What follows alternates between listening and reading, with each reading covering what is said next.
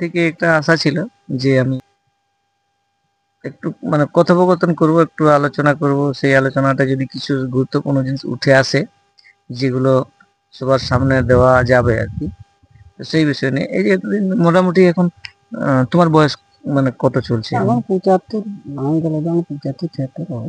75-76 চলছে, মানে তোমার ছোটা শুরু করেছে মোটামুটি কত বয়স থেকে? আমরা এই 10-12 বছর নেই। 10-12 বছর থেকে, মানে 75-76 বছর পর্যন্ত হুম এই ছোটাকে হুম মানে ছোটার সাথে যুক্ত হয়ে যুক্ত, আছে। হ্যাঁ, এখনো তো ছয়ে আছি এই ধরুন। আছো, ছোয়ের সাথে এখনো বর্তমানে আছি। রোলিং এ আছো। হুম। তো আমার বক্তব্য ছিল যে আমি একজন যেহেতু ছৌ শিল্পী, সেই হিসাবে আমি মানে বলছি, আমারও একটু আশা লাগে আর কি, যে কিছু কথা বলবো। হয়তো আমার তো কিছু করার কিছু নাই, আমার হাতে কিছু নাই, কিন্তু একটা মনের মধ্যে আশা থাকে। সেই আশাটা হচ্ছে যে এই যে ছৌকে তুমি অনেক কিছু দিয়েছো, হ্যাঁ। ছৌকে তোমার তোমার জীবনের মানে পুরা এতগুলো বছর তুমি দিয়েছো, হুম। তো ছুঁয়ে তোমাকে কি দিয়েছি?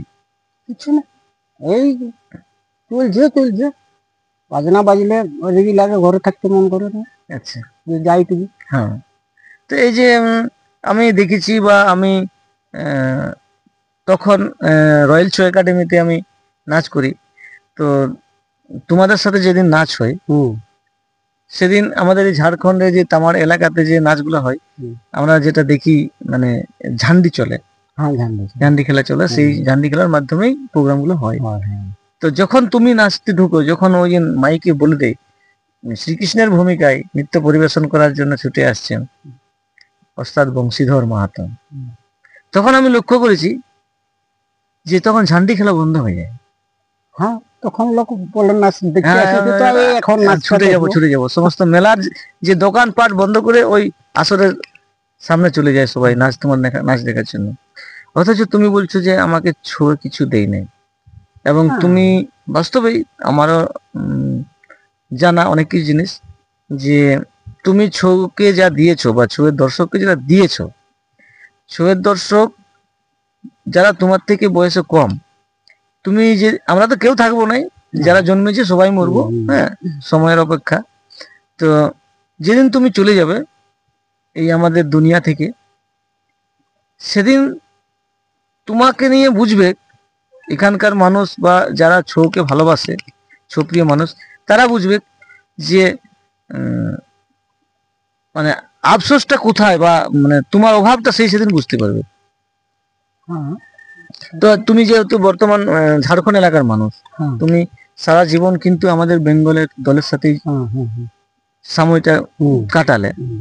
তো সেই জায়গা থেকে মানে বেঙ্গল সরকার তো তোমাকে কিছু দিতে পারবে না, কারণ সেটা নিয়মের বাইরে হয়ে যাবে। হুম।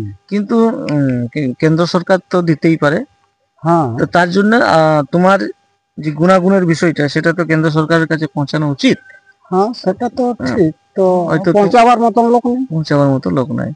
তো আমি বিশেষ করে আমি অনুরোধ করব, যারা আমার এই ভিডিওটা দেখছেন, আশা করি আমার ভিডিওটা সবাই গুরুত্বপূর্ণ মানুষ যারা আছেন, যারা দেখেন, তাদের কাছে অনুরোধ, যদি এই ধরনের কিছু ব্যক্তি যারা আমাদের পুরুলিয়াতে, আমাদের এই ছৌ গুরুরা যারা আমাদেরকে এই গুরুত্বপূর্ণ জিনিসগুলো দিচ্ছেন, তাদের জন্য যদি কোথাও কিছু মনে হয় যে তাদেরকে কোথাও কিছু একটু সম্মানিত করা যায়,